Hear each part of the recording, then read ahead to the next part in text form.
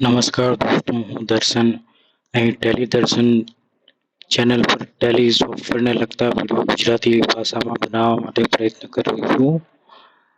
આ ચેનલ પર હું મારા ટેલી સોફ્ટવેરને લગતા કેટલાક અનુભવો શેર કરવા માંગુ છું. તો આ વિડીયો ફક્ત માહિતી આપવા માટેનો વિડીયો છે, જેમાં હું મારા અનુભવો શેર કરું છું. તો આ માટે સૌપ્રથમ આપણે ટેલી સોફ્ટવેરની જરૂર પડશે. તો એના માટે આપણે સૌપ્રથમ બ્રાઉઝરમાં જઈને ટેલીની ઓફિશિયલ વેબસાઇટ પરથી આપણે ટેલી સોફ્ટવેર ડાઉનલોડ કરશું. આના માટે આપણે બ્રાઉઝરમાં ટેલી લખશું. ગૂગલ ક્રોમ અથવા મોઝિલા જે પણ કોઈ તમારું બ્રાઉઝર હોય એમાં તમે ફક્ત ટેલી લખશો એટલે આ પ્રમાણે આવી જશે. આમાં પ્રથમ દર્શાવેલી વેબસાઇટ ટેલી સોલ્યુશન એ ટેલીની ઓફિશિયલ વેબસાઇટ છે. તો આપણે એના પર ક્લિક કરશું. જે રેડ કલરના બોક્સમાં દર્શાવી છે એ એની ઓફિશિયલ વેબસાઇટ છે. તો આપણે એની પર ક્લિક કરશું. જેવું આપણે એના પર ક્લિક કરશું એટલે આ પ્રમાણેનું વેબ પેજ આવી જાય છે. વેબ પેજ સમયાંતર બદલાયા કરતું હોય છે, નવા અપડેટો પ્રમાણે તેઓ બદલતા રહેતા હોય છે. તો અત્યારે આપણે જ્યારે વિડીયો બનાવીએ છીએ ત્યારે આ પ્રમાણેનું છે. તો એમાં સોફ્ટવેર ડાઉનલોડ કરવા માટે સૌથી ઉપરના ટેબમાં ડાઉનલોડ કરેલો ઓપ્શન આપણને જોવા મળશે, જે લાલ કલરના બોક્સમાં મેં દર્શાવ્યું છે. તો અહીં ડાઉનલોડ પર આપણે ક્લિક કરશું. જો આપણે ડાઉનલોડ પર ક્લિક કરશું એટલે આ પ્રમાણેની વિન્ડો આપણને આવશે, જેમાં ટેલીનું લેટેસ્ટ વર્ઝન અત્યારે જ્યારે આપણે વિડીયો રેકોર્ડ કરીએ છીએ ત્યારે 4.1 છે. તો આ સોફ્ટવેર કયા કમ્પ્યુટર પર ચાલશે એના માટે પ્રી રિક્વેઝિટ નીચે નોટમાં આપી છે કે આ સોફ્ટવેર યુઝ કરવા માટે તમારે વિન્ડોઝ 7 64 બીટ ઓએસ એટલે કે ઓપરેટિંગ સિસ્ટમ અને 64 બીટ પ્રોસેસર વાળા કમ્પ્યુટરમાં જ ચાલશે. એટલે કે 64 બીટ વાળી ઓપરેટિંગ સિસ્ટમ અને 64 બીટ વાળું કમ્પ્યુટર હોય તો તેનામાં જ ચાલશે. એનાથી સામાન્ય રીતે બે પ્રકારના ઓપરેટિંગ સિસ્ટમો હોય છે, 32 બિટ્સ અને 64 બીટ. તો આપણું કમ્પ્યુટર 32 બિટ્સનું છે કે 64 બીટનું છે એ કઈ રીતે જાણશું? તો એના માટે સિમ્પલ કોઈ પણ એક ફોલ્ડર ઓપન કરી લો. એમાં ધીસ પીસી કરીને લખ્યું હશે, ઘણા કમ્પ્યુટરમાં માય પીસી લખેલું હશે. તો એની પર રાઈટ ક્લિક કરો. ત્યાં તમને પ્રોપર્ટીનો ઓપ્શન આવશે. ત્યાં પ્રોપર્ટીમાં તમને આ 64 બીટનું છે કે 32 બીટનું છે ખ્યાલ આવી જશે. ત્યારબાદ આપણે ફરીથી બ્રાઉઝર પર આવી ગયા છે. અહીં ડાઉનલોડ પર ક્લિક કરશું એટલે આપણું ટેલી સોફ્ટવેર ડાઉનલોડ થવા લાગશે. લગભગ 46 MBની ફાઇલ છે.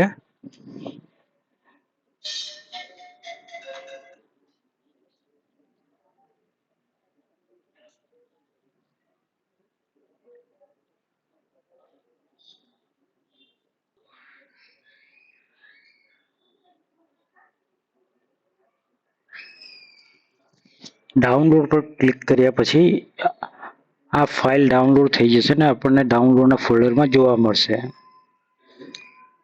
અહીં મેં ડાઉનલોડનું ફોલ્ડર ઓપન કર્યું છે. ડાઉનલોડના ફોલ્ડરમાં આ સેટઅપ ફાઇલના નામથી આ ફાઇલ ડાઉનલોડ થઈ છે, ટેલી સેટઅપ ફાઇલ. એના પર આપણે ડબલ ક્લિક કરશું એટલે એ આપણને ઓપ્શનો આપશે. બાય ડિફોલ્ટ વિન્ડોઝમાં ક્યારે પણ આપણે કોઈ સેટઅપ ફાઇલ ઓપન કરીએ છીએ તો એમાં સ્માર્ટ સ્ક્રીનનું ફીચર હોય છે, જે ફાઇલને વેરીફાઈ કરે છે કે આ ફાઇલ ઓરિજિનલ મેન્યુફેક્ચરર કોણ છે, કોણે રિલીઝ કરી છે, તો એની ડિટેલ હોય છે. તો એને યસ કરી દેવું. ત્યારબાદ આપણને આ પ્રમાણેની સ્ક્રીન જોવા મળશે, ટેલી સેટઅપ મેનેજર. એમાં આપણને અહીં જોવા મળે છે કે એપ્લિકેશનનું નામ, રિલીઝ વર્ઝન અને એપ્લિકેશન પાથ એટલે કે એપ્લિકેશન આ કમ્પ્યુટરમાં કયા જગ્યા પર સ્ટોર થશે. સામાન્ય રીતે બધી ફાઇલો સી પ્રોગ્રામ ફાઇલ્સમાં થતી હોય છે વિન્ડોઝમાં, તો આ પણ ત્યાં જ થશે. સી પ્રોગ્રામ ફાઇલ્સ, એમાં ટેલી પ્રાઇમ નામના ફોલ્ડરની અંદર આની બધી ફાઇલો સ્ટોર થશે. આની સાથે આપણને જો કંઈ ચેન્જીસ કરવા હોય તો નીચે 3 ઓપ્શન આપ્યા છે, કોન્ફિગરેશન, મોર એક્શન અને ઇન્સ્ટોલ. તો આપણે કોન્ફિગરેશનમાં જશું, જેથી આપણે કોઈ પણ કંઈક ચેન્જ કરવું હોય તો આપણે કરી શકીએ. આ રહ્યું, કોન્ફિગરેશન પર ક્લિક કરશું. કોન્ફિગરેશન પર ક્લિક કરશું એટલે આ પ્રમાણેની આપણને વિન્ડોઝ આવશે. તો એમાં સૌ પ્રથમ છે એપ્લિકેશનનું નામ, એપ્લિકેશનનો પાથ, એના પછી Tally Prime desktop shortcut yes, એટલે કે ટેલી જે આપણે ઇન્સ્ટોલ કરશું એક શોર્ટકટ ફાઇલ એટલે શોર્ટકટ લિંક જે હોય છે આઇકોન, એ ડેસ્કટોપ પર આવે કે ના આવે એના માટે યસ નો કરવાનું હોય છે. તો આપણે અહીંયા યસ કરશું જેથી આપણને આઇકોન ફાઇલ ત્યાં મળશે. અને એનું નામ શું આપવું, તો એનું બાય ડિફોલ્ટ નામ ટેલી પ્રાઇમ આવે. તો તમે એને કોઈક અલગ નામ આપવા માંગતા હોય તો આપી શકો. ત્યાર પછીનો ઓપ્શન છે ક્રિએટ સ્ટાર્ટ મેનુ એન્ટ્રી. આપણે વિન્ડો કી પ્રેસ કરીએ ત્યારે ઘણા બધા આઇકોન આવતા હોય અલગ અલગ સોફ્ટવેરના, તો ત્યાં પણ આપણને દેખાય એના માટે આપણે યસ કર્યું છે. અને ત્યાં પણ ટેલી પ્રાઇમના નામથી જ આવશે, બાય ડિફોલ્ટ એ જ નામ આવતું હોય છે. કંટ્રોલ એ કરીને આપણે એને સેવ કરી દઈશું. ત્યાર પછી આપણે મોર એક્શન પર ક્લિક કરશું. મોર એક્શન પર જ્યારે ક્લિક કરીએ એટલે આ પ્રમાણેનું વિન્ડો ઓપન થાય. તેમાં આપણને આપ્યું છે લિસ્ટ ઓફ એક્શન. એમાં અત્યારે ફિલહાલ 2 ઓપ્શન બતાવશે, install new, select application from drive.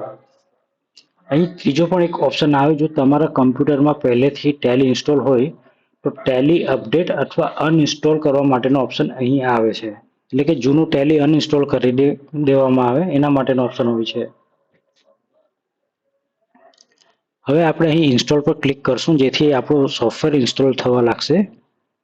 આ આપણું સોફ્ટવેર ઇન્સ્ટોલ થઈ રહ્યું છે. નીચે તમે જોઈ શકો છો એનો પ્રોગ્રેસ ગ્રીન કલરના બારમાં આપણને જોવા મળે છે. આપણું ટેલી સોફ્ટવેર સક્સેસફુલ ઇન્સ્ટોલ થઈ ગયું છે. ટેલી સી પ્રોગ્રામમાં છે. સી ડ્રાઈવના જે આપણું લોકેશન સેટ હતું ત્યાં ઇન્સ્ટોલ થયું છે અને તેની એક shortcut key Tally Prime desktop પર છે, જે તેનો નાનું સ્ક્રીનશોટ અહીં બાજુમાં જમણી બાજુ મૂક્યો છે. આ પ્રમાણે આપણને ટેલી પ્રાઇમ જોવા મળશે. આના પર ક્લિક કરશો તો પણ ટેલી ઓપન થઈ જશે. ટેલી જ્યારે ફર્સ્ટ ટાઈમ ઓપન થાય ત્યારે આપણને આ પ્રમાણેનું એપ્લિકેશન સેટઅપનું મેનુ આવશે. તો એમાં સામાન્ય રીતે કન્ટ્રી પૂછ્યું છે, અકાઉન્ટિંગ ટર્મિનોલોજી પૂછી છે અને કંપની ડેટા પાર્ટ પૂછ્યું છે. તો કંપની ડેટા પાર્ટ અહીં જે આપ્યો છે બાય ડિફોલ્ટ પબ્લિક યુઝર માટે આપ્યો છે. એટલે કે અહીં કંઈ પણ તમે ડેટા પાર્ટ મૂકશો તો લેનમાં કનેક્ટેડ કોઈ પણ સામાન્ય રીતે કોઈ પણ કમ્પ્યુટરથી એક્સેસ કરી શકાય, કારણ કે પબ્લિક યુઝર માટે છે. C user public by default દરેક વિન્ડોઝમાં પબ્લિક યુઝર હોય છે. તો એ પબ્લિક યુઝરમાં કોઈ પણ એક્સેસ કરી શકે છે. એના માટે ઘણીવાર ક્રેડેન્શિયલ પૂછે છે. એટલે ક્રેડેન્શિયલ એટલે કે યુઝર આઈડી અને પાસવર્ડ. આપણે અહીં કોન્ફિગરેશન પર ક્લિક કરશું. કોન્ફિગરેશન પર ક્લિક કર્યા પછી આપણે એને સિલેક્ટ ફ્રોમ ડ્રાઈવ કરશું અને આપણે આ પાથને ચેન્જ કરી દઈશું.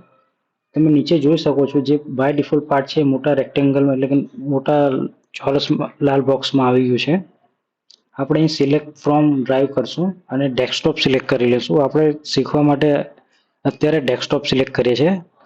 કંપનીઓમાં અલગ અલગ હોય છે, જેમ કે કોઈ કંપની ટેલી સોફ્ટવેરને ડી ડ્રાઈવમાં સી ડ્રાઈવની જગ્યાએ ડી ડ્રાઈવમાં ઇન્સ્ટોલ કરે છે અને એના ડેટા ઈ ડ્રાઈવમાં રાખે છે.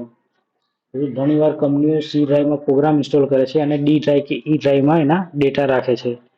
જેથી ક્યારેક કોઈક વાર પહેલા એવું થતું હોય કે ભાઈ ઓપરેટિંગ સિસ્ટમ ક્રેશ થઈ ગઈ હોય, કોઈ કારણસર ચાલુ નહીં થતું હોય કોમ્પ્યુટર, તો એ ડેટા સિક્યોરલી આપણે ડી ડ્રાઈવમાંથી આપણે આઈડેન્ટિફાઈ કરીને કાઢી શકીએ, રિકવર કરી શકીએ. એટલા માટે અલગ ડ્રાઈવમાં સ્ટોર કરવામાં આવે.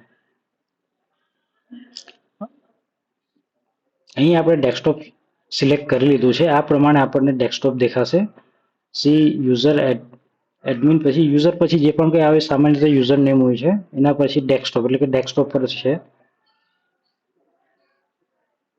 ત્યાંથી આપણે કંટ્રોલ એ કરશું એટલે આ પ્રમાણેનું આપણને કોન્ફિગરેશન બતાવશે કે default country India, use accounting terminology આપણે અહીં ઇન્ડિયા કર્યું છે. જ્યારે આગળ આપણને અધર બતાવતું હતું, આપણે અહીં ચેન્જ કરીને ઇન્ડિયા SAARC કર્યું છે.